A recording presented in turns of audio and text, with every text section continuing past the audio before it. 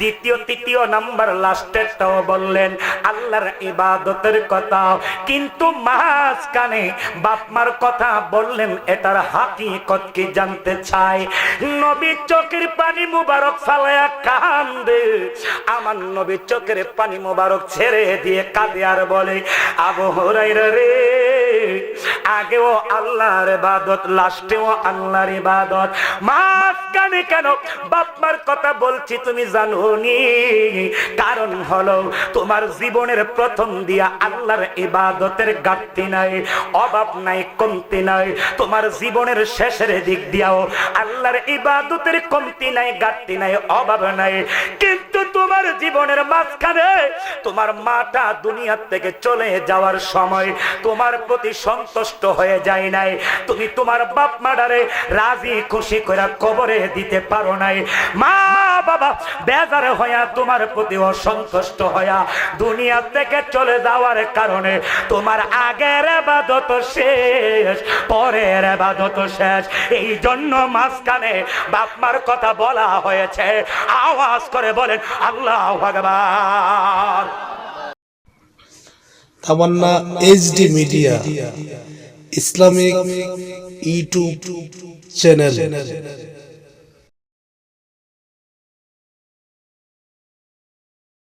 দ্বিতীয় তৃতীয় নাম্বার লাস্টেরটাও বললেন আল্লাহর ইবাদতের কথা, কিন্তু মাঝখানে বাপ মার কথা বললেন। এটার হাকিকত কি জানতে চাই? নবী চোখের পানি মুবারক ফালায়া কান্দে। আমার নবী চোখের পানি মুবারক ছেড়ে দিয়ে কাঁদে আর বলে, আবু হুরায়রা রে, আগেও আল্লাহর ইবাদত, লাস্টেও আল্লাহর ইবাদত, মাঝখানে কেন বাপ মার কথা বলছি তুমি জানো নি? কারণ হলো তোমার জীবনের প্রথম দিয়া আল্লাহর ইবাদতের ঘাটতি নাই, অভাব নাই, কমতি নাই। তোমার জীবনের শেষের দিক দিয়াও আল্লাহর ইবাদতের কমতি নাই, ঘাটতি নাই, অভাব নাই। কিন্তু তোমার জীবনের মাঝখানে তোমার মাটা দুনিয়া থেকে চলে যাওয়ার সময় তোমার প্রতি সন্তুষ্ট হয়ে যায় নাই। তুমি তোমার বাপ মাডারে রাজি খুশি করে কবরে দিতে পারো নাই। মা বাবা বেজার হইয়া তোমার প্রতি অসন্তুষ্ট হইয়া দুনিয়া থেকে চলে যাওয়ার কারণে তোমার আগের ইবাদত শেষ, পরের ইবাদত শেষ। এই জন্য মাঝখানে বাপ মার কথা বলা হয়েছে। আওয়াজ করে বলেন আল্লাহু আকবার। কি বুঝলেন?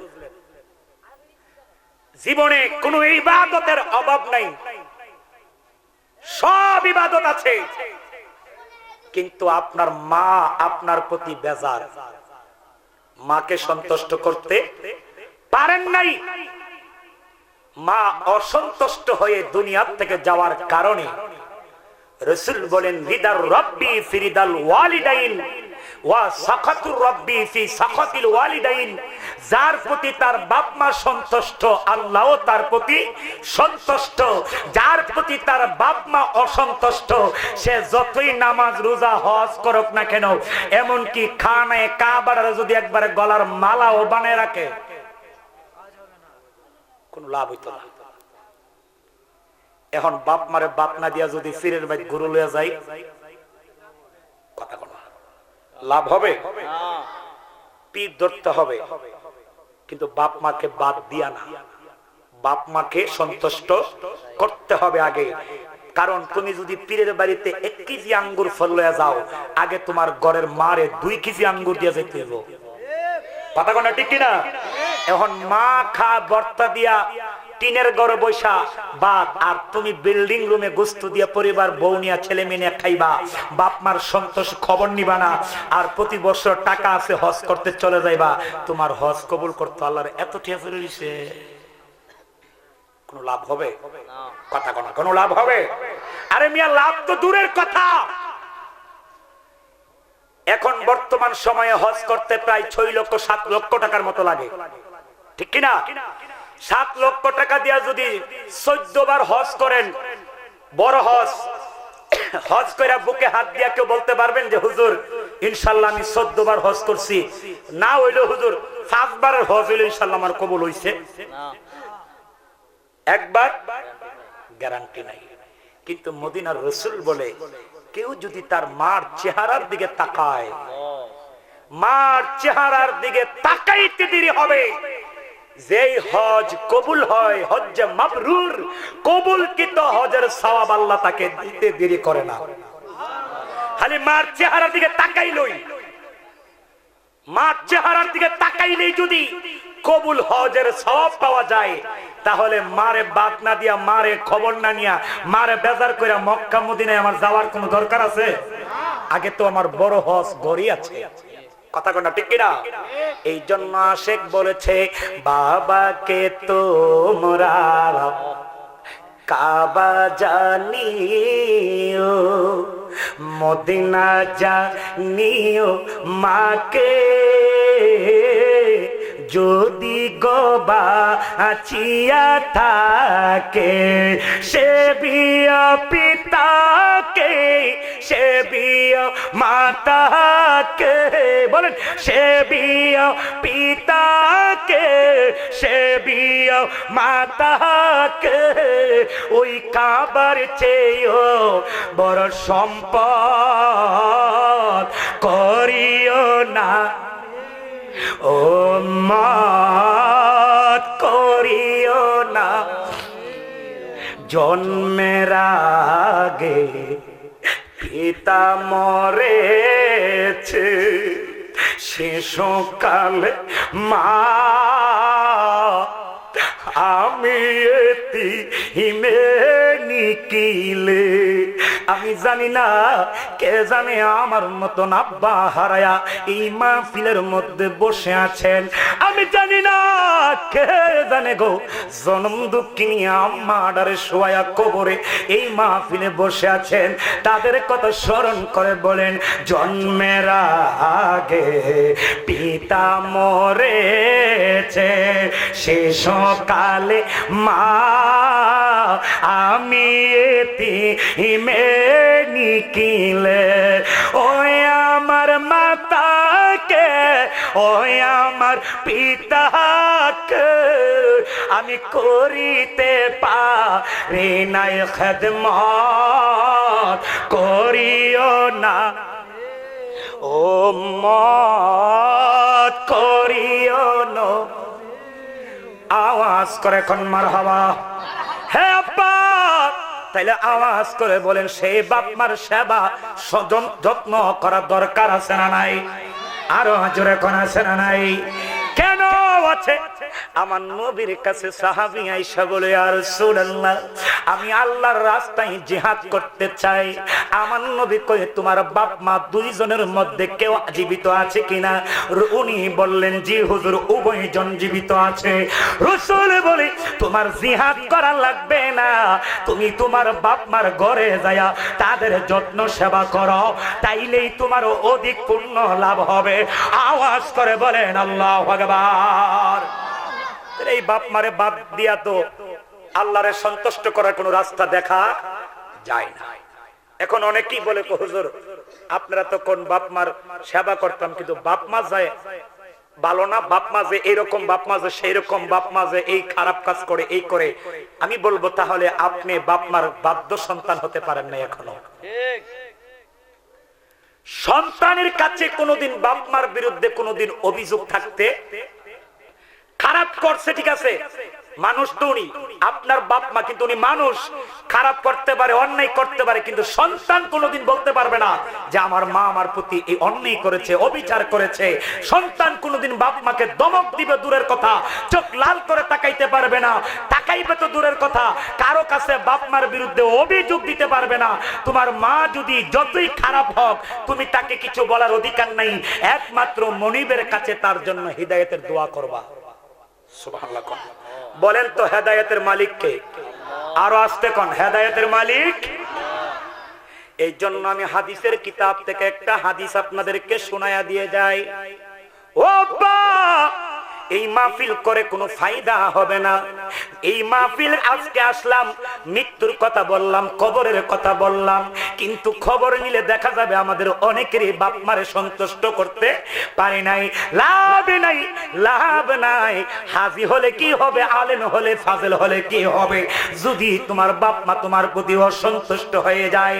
ও আব্বা, আমার নবীর জলিল কদর সাহাবী হযরত আবু হুরায়রা রাদিয়াল্লাহু তাআলা আনহু আমার নবীজির সামনে দাঁড়াইলেন। কোন সাহাবী, যার ব্যাপারে আমার নবী বলছেন আসহাবী কান নুজুম, আমার এক একটা সাহাবী আকাশের এক একটা তারকার মতো। সুবহানাল্লাহ, আকাশে তারকা আছে না? আমার নবী কয় আমার সাহাবীগুলি, আমার এক একটা সাহাবী ঠিক তদ্রূপ। সুবহানাল্লাহ। ফাবি আইহিমু ইক্তাদাইতুম ওয়া ইহদাদাইতুম, আমার একটা সাহাবীর যদি কেউ ইক্তেদা অনুসরণ করে সে হেদায়েতের রাস্তা পেয়ে যাবে। সুবহানাল্লাহ বলেন। এবার আপনাদের কাছে আমি জানতে চাই, আমি আর নবীর সাহাবীরা কি এক? না। কথা কোন না? আমি আর নবীর সাহাবীরা কি এক? যারা নবীরে কপালের চক্ষু দিয়ে ঈমান এনে দেখেছে তাদের জন্য জাহান্নাম, বলেন না জাহান্নাম হারাম।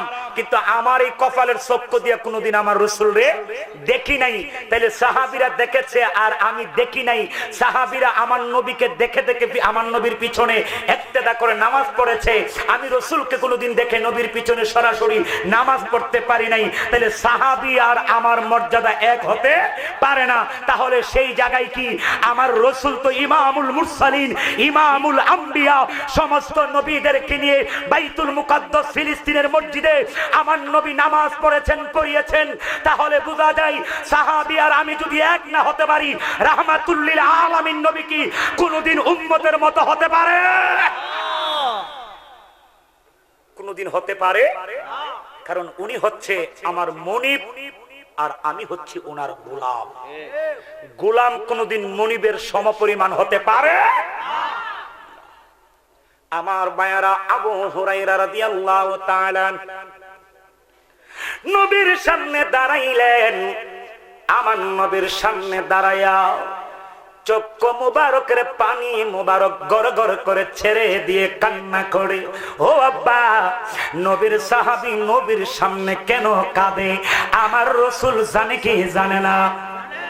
আর আস্তে কোন জানে না? না এতে কোনো সন্দেহ আছে আপনাদের?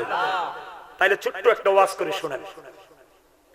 চতুর্দিক দিয়া কাফেররা ঘেরাও করছে তলোয়ার তরবারি লইয়া নবীরে, মানে সকাল ভোর হলেই আমার নবীরে আজকে তারা হত্যা করে ফেলবে, নবীকে মেরে ফেলবে। আচ্ছা আপনারা বলেন তো, এই পৃথিবীর কেউ কি আমার রাসূলকে মারার ক্ষমতা আছে? এই আওয়াজে মানি না, ইমানি আওয়াজ দিয়ে বলতে হবে, রাসূলকে মারার ক্ষমতা কি পৃথিবীর কারো আছে? নবীকে তুমি চাইলে মারতে পারবা না, নবী চাইলে তোমাকে মারতে পারবে, বাঁচাইতে পারবে। কারণ রাসূলুল্লাহ আন-নাবিয়্যু আওলা বিল মুমিনিনা মিন আনফুসিহিম, আমার নবী জানের চেয়ে আরো নিকটে। আমার নবী হচ্ছেন আনা আবুল আরওয়াহ, আমার নবী সমস্ত রূহের বাবা। নবী আছে তো জীবন আছে, নবী নাই তো জীবন নাই। কারণ আমার নবী হচ্ছে সমস্ত রূহের বাবা। হাত তুলে বলে ঠিক কিনা?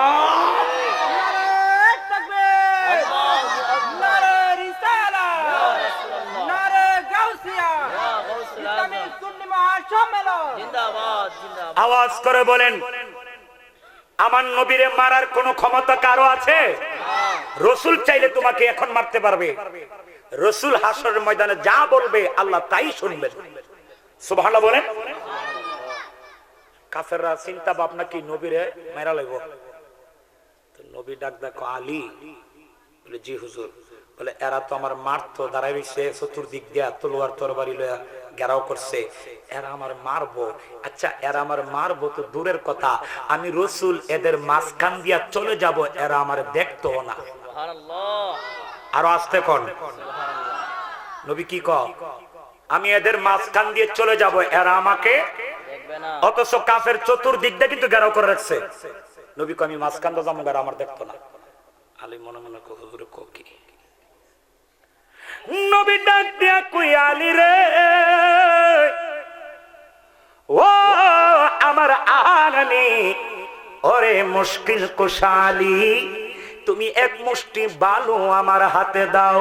হযরতে মাওলা আলী আলাইহিস সালাম আমার নবীর হাতে কতগুলি বালু দিলেন।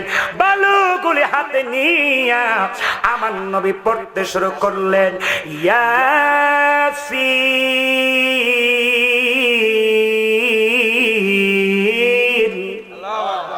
আরো আস্তে কয়েন। কোরআন পড়তে পারেন না কিন্তু কোরআন শুনেন, সমান সওয়াব। কোরআন পড়নেওয়ালার যে সওয়াব, কোরআন শুনলেওয়ালারও। আমরা তো পড়তে পারি না বাবা।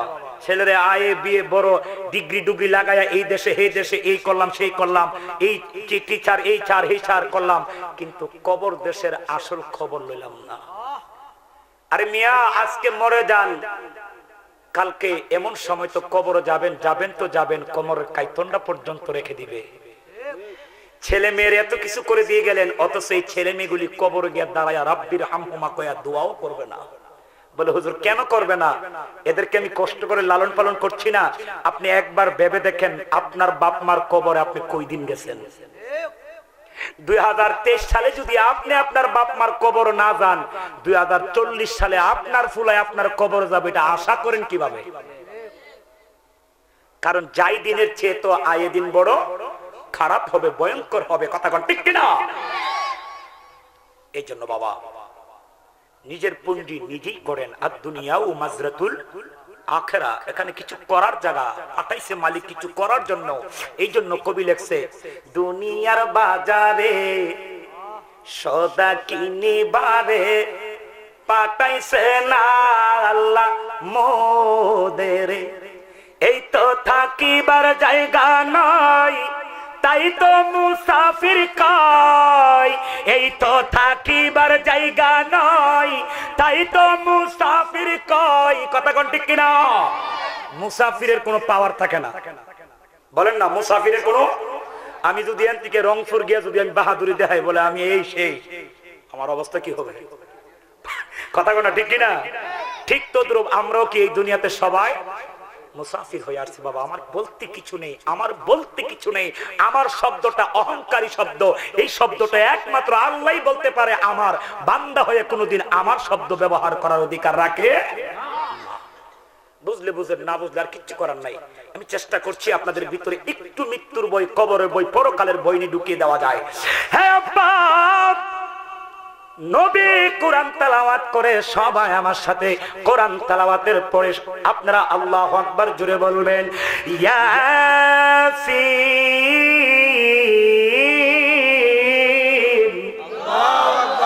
ওয়াল কুরআনিল হাকীম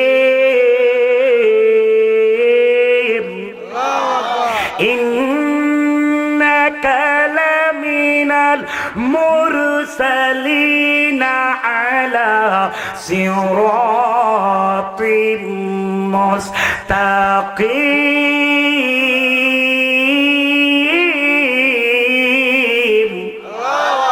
আমার নবী সূরা ইয়াসিনের আয়াত পড়তে শুরু করলেন, বালুর মধ্যে ফু দিলেন, বালুর মধ্যে ফুৎকার মাইরা আমার নবী কাফেরদের একদিকে ডিল মারলেন। বালু একদিকে, বালু দিল দিছে একদিকে, কিন্তু বালু চতুর্দিকের কাফেরের চোখে গিয়ে পড়ছে। এখন এরা নবীর দেখবো তো দূরের কথা, মারবো তো দূরের কথা, এখন সবাই বয়ালি চোখ কসলা। নবী আলী জায়গা, সুবহানাল্লাহ। আলী মনে মনে হুজুর আমি তো, আলীর মনের কথা রাসূল জানে কি জানে না? নবী ডাক দিয়া কই, আলী রে, এই কম্বল মোবারকটা গায়ে দিয়া আমার বিছানা মোবারকে তুমি শুয়ে যাও। আলী তার কত দাম, যে মাওলা আলীর জন্ম মোবারক খানে কাবা ঘরের ভিতরে যে আলী দুনিয়াতে এসেই সবার আগে নবীর কুল মুবারকে উঠেছে, এই আলীটার কত দাম। যেই আলীটা দুনিয়াতে এসেই সর্বপ্রথম চক্ষু খুলে নবীকে দেখেছেন, এই আলীটার কত দাম। যেই আলী খানে কাবা ঘরের ভিতরে নবীজির কাঁধ মুবারকের উপরে দাঁড়াইয়া খানে কাবা ঘরের বড় মূর্তিটা ভেঙ্গেছে। আওয়াজ করে বলেন আল্লাহু আকবার। নবী কুয়ালি ও আমার আনি, আমার কম্বল মুবারকটা গায়ে দিয়া বিছানায় শুয়ে পড়ো, আমি চলে যাই। আলী মনে মনে কই ইন্না লিল্লাহি ওয়া ইন্না ইলাইহি রাজিউন। আলী কই বিছনাত শোয়া মানে নির্ঘাত মরণ, কারণ এই বিছনার মধ্যে কম্বলের নিচে কাফেররা যারা খাইব তার আগে কি করব? মারবে, কতল করবে। ফরে না দেখতো এটা আলী না কেডা, আগে কি করব? কম্বল উপর দিয়েই মারবে। আলী কো শেষ। নবী উঠটা কো আলী, বলে জি হুজুর। বলে এই মক্কার কাফেররা আমারে নবী মানে না, কিন্তু এরা আমারে আল আমিন জানে। এরা আমারে নবী না মানলেও আমাকে এরা বিশ্বাস করে। এরা আবু জাহিলের যদিও নেতা মানে, কিন্তু আবু জাহেলের এরা বিশ্বাস করে না, কারণ এটা যে বুয়াইল্লা ফাঙ্কাস এরা বালা করে জানে এটার কাছে কিছু আমানত দিলে আর ফিরা পাওয়া যায় না। কিন্তু আমি নবীর কাছে এরা আমানত দিলে পাই, আমার প্রতি এদের বিশ্বাস আছে। ও আলী, এই কাফেরদের কুরাইশিদের অনেকগুলি আমানত আমার কাছে জমা রয়েছে। ও আলী, এইগুলি আগামীকাল সকাল বেলা যার যার গুলি তার তার কাছে বুঝ দিয়া তুমি সোজা মদিনায় চলে যাইবারে। মদিনায় যায় আমি নবীর সঙ্গে দেখা করবা। আলী একটা ডাক দিয়া কই নবী গো, আল্লাহু আকবার। ও মায়ার নবী, আমি ভাবছিলাম এই কম্বলের তলে শুইলে নির্ঘাত আমার মরণ হবে। এখন আপনি কি বলেন আগামীকাল মদিনায় যাই আপনার সঙ্গে দেখা করার জন্য আমার ঈমান হয়ে গেছে, বিশ্বাস হয়ে গেছে। ও নবী, আমি আল্লাহর কসম করে বলি মদিনায় যাইয়া আপনারে না দেখা পর্যন্ত আমি আলীর মরণ হবে না। আমি আলীর মরণ হওয়া হারাম হয়ে গেছে।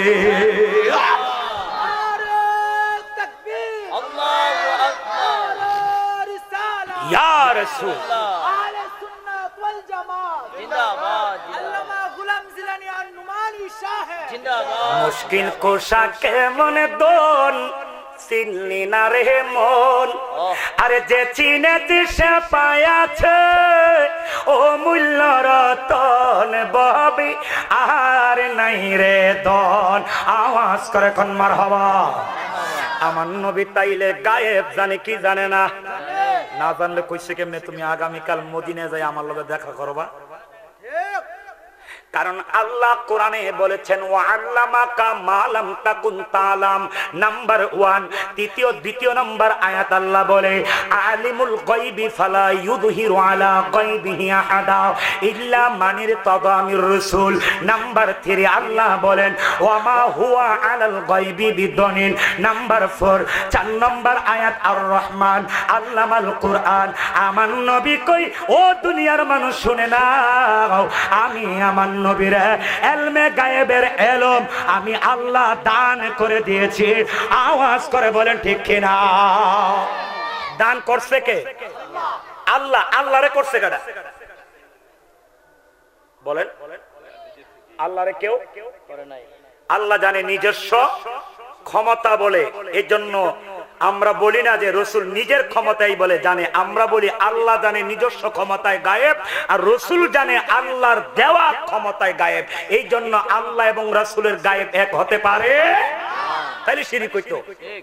আমরা তো এই কথা বলি না রে বাবা, তুমি বুঝো না, কুছটা না বুঝে খালি ফেস লাগাই দাও। কথা কন না ঠিক কিনা? আর না বুঝে ফেস লাগাই দেওয়া হইলো শয়তানের কাজ। কথা বলে ঠিক কিনা? ঝামেলা সৃষ্টি করে এটা কার কাজ? শয়তানের কাজ।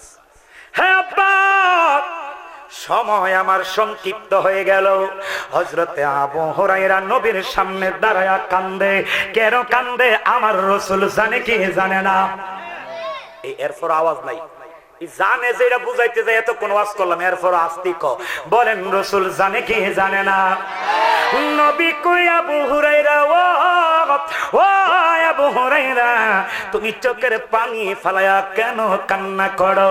আবু হুরায়রা ডাক দিয়া কই না বে আল্লাহু আ'লামু ওয়া রাসূলু আমি কেন কাঁদি আমার আল্লাহ এবং তার রাসূল আমার চেয়ে ভালো জানে। সাহাবীদের আকীদা ছিল রাসূল গায়েব না জানলে এই কথা কোনোদিন বলতো না। আপনি জিজ্ঞেস করবেন সব হুজুরদেরকে, আমার নবীর হাদিসের শেষে এরকম বিষয়ে প্রশ্ন করলে রাসূলের প্রত্যেকটা হাদিসের শেষে সাহাবায়ে কেরাম বলছে আল্লাহু আ'লামু ওয়া রাসূলু আল্লাহ এবং তার রাসূল ভালো জানে। সুবহানাল্লাহ বলেন। আমার নবী বলে সাহাবী আবু হুরায়রা শুনে নাও আমি জানি কিন্তু আমার জানাটা হলো গোপন বাতেন। আর তুমি এখন যেটা বলবা এটা হয়ে যাবে শরীয়ত প্রকাশ হয়ে যাবে। আবু হুরায়রা ডাক দিয়া কই না নবী আমি কান্না করে কারণ হলো আমি আপনার হাতে হাত মোবারক রেখে কালেমা পড়ে মুসলমান হয়েছি সত্য। ও নবী আমি আপনার নূরানি চেহারা মোবারক এই কপালের চক্ষু দিয়া দেখে সাহাবিয়তের মর্যাদা অর্জন করেছে সত্য। কিন্তু নবী আমার মা আমার গর্ভধারিণী মা হলো কাফেরা। আমার মা কোরআন মানে না গো, আমার মা ইসলাম মানে না, আমার আম্মা এক আল্লাহ মানে না, আমার আম্মা আপনি নবীরে মানে না। ও নবী আমি কিন্তু মুসলমান, আমার মা কিন্তু কাফেরা বেদিন। ইয়া রাসূলুল্লাহ আমি কেন কালেমা পড়লাম আমার মা বরদাস্ত করে না, আমি কেন মুসলমান হলাম আমার মা সহ্য করতে পারে না। আমি আপনার দরবারে আসি আমার মা সহ্য করতে না পেরে আমি যখন আপনার কাছ থেকে ফিরে বাসায় যাই আমার মা আমারে বেদ দিয়া মারে, আমার মা আমারে লাঠি দিয়া প্রহার করে। ও নবী একদিন দুই দিন তিন দিন আমি আর মায়ের আঘাত সইতে পারি না। ও নবী এই দেখেন আমার মা মারতে মারতে আমার পিঠের চামড়াগুলি লাল করে ফেলে দিয়েছে। নবী একটা ডাক দিয়া কই আবু হুরায়রা রে আমি তো দেখছি তোমার সাহস কম না, তোমার তো সাহস কম না। আবু হুরায়রা কাঁপতেছে, ডাক দিয়া বলে ইয়া রাসূলুল্লাহ বিয়াদবি হলে মাফ করবেন।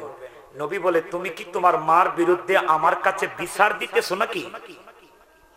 তুমি কি তোমার মার বিরুদ্ধে আমার কাছে নালিশ করতেছো?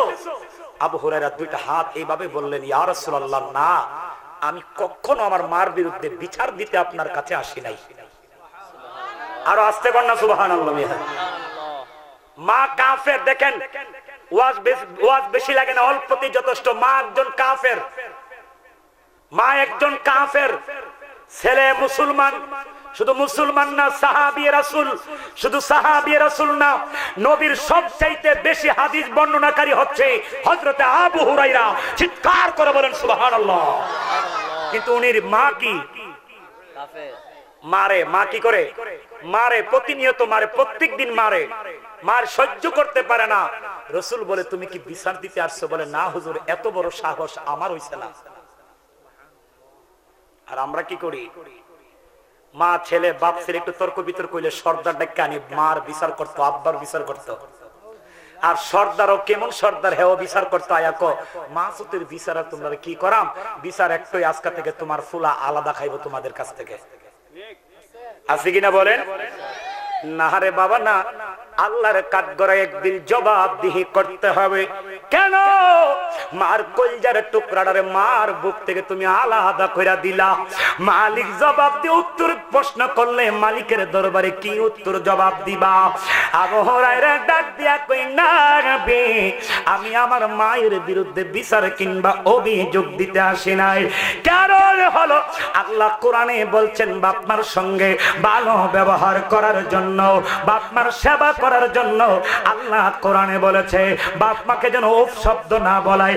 ও নবী আমার মা কাফের হলেও তো আমার মা, উনি কাফের হোক আর যাই হোক উনি তো আমাকে জন্ম দিয়েছে, উনি আমার মা। আর আপনি বলছেন আল জান্নাতু তাহতা আকদামিল উম্মাহ, প্রত্যেকটা সন্তানের বেহেশত তার মায়ের পায়ের নিচে। ও নবী, আমার মা কাফের হোক না কেন, আমার মা যদি রাস্তার পাগল হয়ে উলঙ্গ হয়ে যদি রাস্তা দিয়ে হাঁটে, আমি কোনোদিন মার বিরুদ্ধে বিচার দিতে পারি না, মার গায়ে হাত তুলতে পারি না, মার দিকে চোখ লাল করে তাকাইতে পারি না। কারণ উনি যতই খারাপ হোক না কেন, উনি আমার মা হিসাবে আমার জান্নাত উনার পায়ের নিচে। আওয়াজ করে কন্যা ঠিক কিনা? এরপরও কোনোদিন সন্তান যদি বুঝো না বুঝো আর কিচ্ছু করার নাই, বলেন তো মা যতই অন্যায় করুক, সন্তান কোনোদিন মার গায়ে হাত তুলতে পারবে? দমক দিতে পারবে? চোখ লাল করে তাকাইতে পারবে? আবু হুরায়রা কয়, হুজুর বিচার দিতে আইছি না। বলতে আসছো কেন? কয়, হুজুর আপনার কাছে আমার মার জন্য হেদায়েতের দোয়া চাইতে আইছি। আপনি যদি আমার মার জন্য দোয়া করেন, আপনি নবী দোয়া করতে দেরি হবে, আমার মাকে আল্লাহ হিদায়াত করতে দেরি হবে না। কেন না? আমার নবীর দোয়া ডাইরেক্ট কবুল হয়ে যায়। আওয়াজ করে বলেন হয় কি হয় না? শুধু নবীর দোয়া না, রাসূল বলছে পৃথিবীতে 3 ব্যক্তির দোয়া ডাইরেক্ট কবুল হয়। কত ব্যক্তির দোয়া? জোরে জোরে বলেন না, কোন কয় ব্যক্তির দোয়া? রাসূল বলছেন দাওয়াতুল মাজলুম, মাজলুম ব্যক্তির দোয়া ডাইরেক্ট কবুল হয়। মাজলুম একটা লোকের অন্যায় নাই, কোনো দোষ নাই, তাকে শুধু শুধু বিনা দোষে অত্যাচার করছেন, মারছেন, সে যদি আল্লাহর কাছে দোয়া করে, দোয়াটা কি হয়ে যাবে? কবুল। 2 নাম্বার মুসাফির, দাওয়াতুল মুসাফির। রাসূল বলে 48 মাইল দূরে যে ব্যক্তি যাবে সে মুসাফির। রাসূল বলে মুসাফিরের দোয়াও ডাইরেক্ট কবুল হয়ে যায়। 3 নাম্বার, কোন বাপ মা যদি সন্তানের জন্য দোয়া করে, ওই সন্তানের জন্য বাপ মার দোয়া আল্লাহ ডাইরেক্ট কবুল করে। বাপ মার দোয়া আমার জন্য আপনার জন্য কি বলেন না? ডাইরেক্ট কি? কিন্তু এখন বাপ মার দোয়া নিতে চাই না, দোয়া নিতে চাই শাশুড়ি আম্মার। বৎসরে একবারও মার কদমে ধরে মারে সালাম করে না, কিন্তু শাশুড়ি বাইক গেলে মিষ্টির ফুটলা ফালাই ওই বেডির পাও ফেরা জায়গা। একটু কথা কর না, ঠিক কিনা? ঘরের মারে কো বেডি আর মা শাশুড়ি গিয়া কো শাশুড়ি আম্মা জান কেমন আছেন?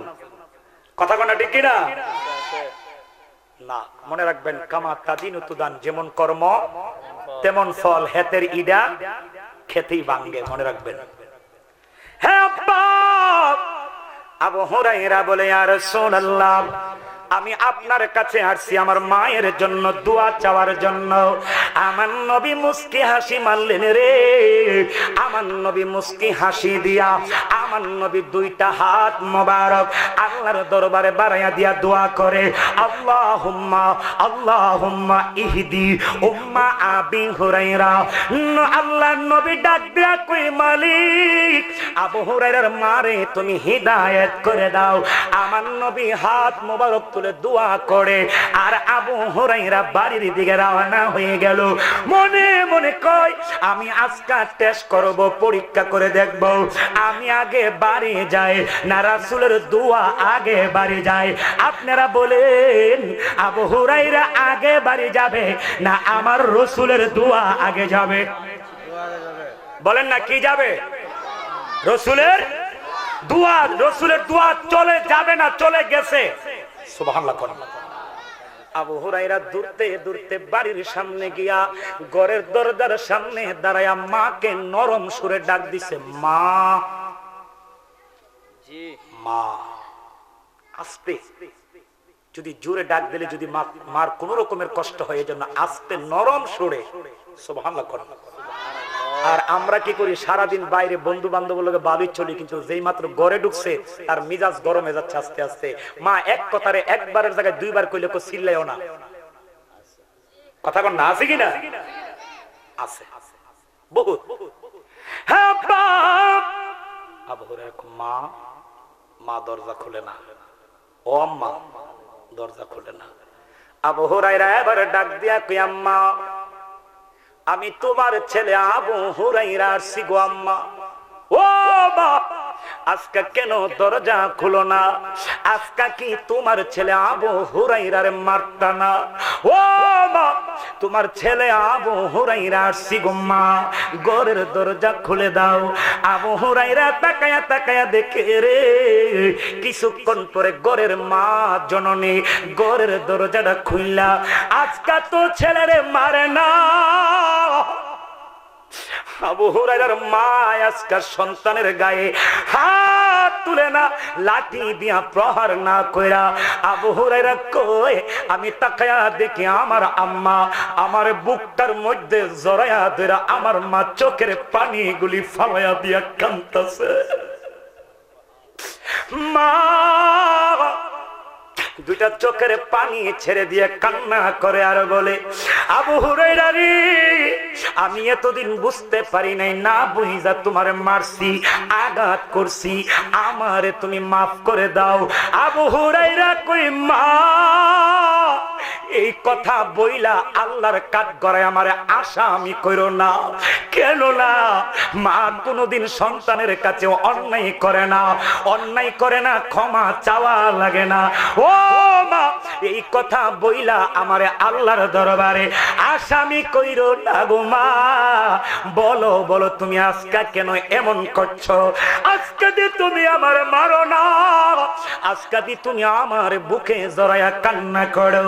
আবু হুরায়রার মা ডাক দিয়া কো, বাবা কিছুক্ষণ আগে আমি ঘরের মধ্যে বসা ছিলাম, কখন যে ঘুম আসছে আমি জানি না, কখন যে ঘুমি